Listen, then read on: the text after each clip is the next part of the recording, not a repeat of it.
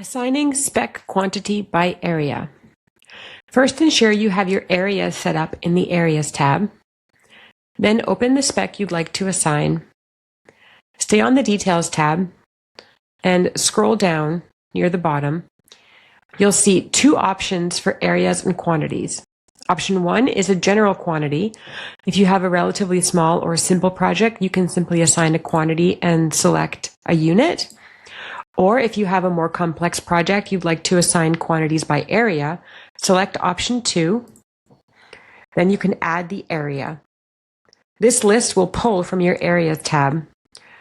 You can assign multiple areas or sub-areas if you are using the 2-spec code system.